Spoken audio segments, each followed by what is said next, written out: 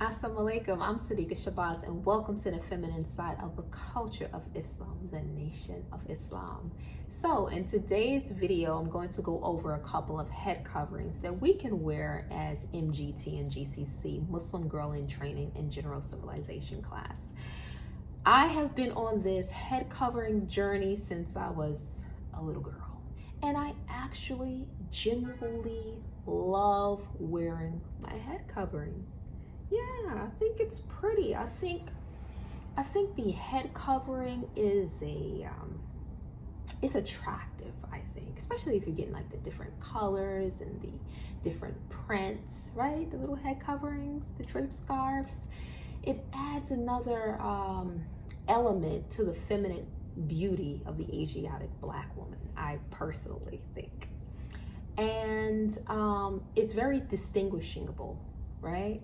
And it identifies us as Muslim women. It's the mark of a Muslim woman. And it adds, I don't know, it adds like an extra beauty to us, I personally think. And I think it's just so much to say about the head coverings. It's very beautiful. I think it's soft. It softens up our features. It adds like femininity, softness, just like I said before, gentleness.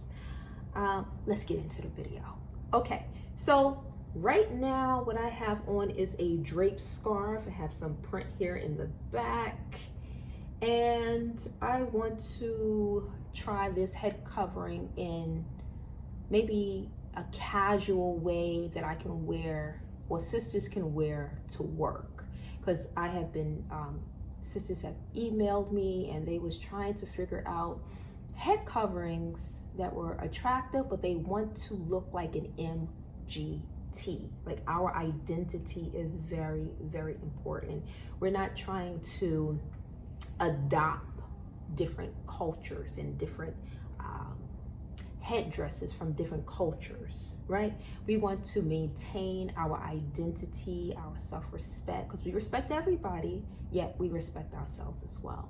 So let's try to figure out how can we, a sister, wear like a head covering to work, yet identify herself as an MGT GCC, Muslim Girl in Training General Civilization class. And also the sisters were saying that some of the sisters are farmers, some of the sisters are teachers, as well as they work with little children. So they usually can't come to work with like a draped scarf like in front of them, like we usually wear. For an example, the draped scarves in front of us, right? The sister said, you know, sometimes when they're working with little children, they can't, you know, this is not really conducive for them personally wearing the draped scarf like this when they're working like with little children, or when I used to work in healthcare with my patients. So if I had Mr. Jones and I was going to take his vitals, this is the way in which I used to wear my head covering when I used to work in healthcare. I used to do it like this, wrap it, put my hair in a ponytail, and used to wrap it in a low bun. See my hair peeking out there. I'll just tuck it in. Or you don't have to have a long scarf like this. It could be a little bit shorter than this because the scarf is a little bit longer. I used to wear my scarf like this to work, and I used to pull it out like this, like that, right? So to me, when I would look in the mirror, this part here would remind me of the headpiece, the MGT headpiece. Isn't that interesting? So pull this part up, but this part used to remind me of our MGT headpiece. So tuck in a little bit of hair here, right? Just like this. Used to have a bobby pin. Put the bobby pin there. Tuck in the hair.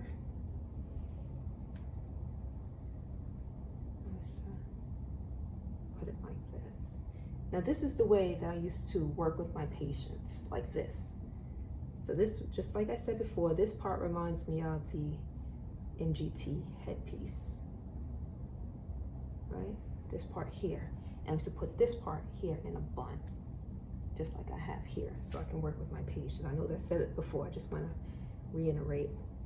And I used to make sure that the hair in the front was nicely clean, right? And there was no dandruff or no new growth. And I used to just, just slick it real good right here. Use a clean toothbrush that I usually, use just for the front part of my hair. Little oil or wax. I used to lay this part down here and on the side. And this is how I used to wear it, just like this. Now, when I was not working personally, I didn't wear it like this too. When I was not at work, because to me this was like a work look, and if I'm off duty, I don't want to have the work look, right? That's just me personally, right? So let me see here now. And also if you're farming, you can do it that way as well, right?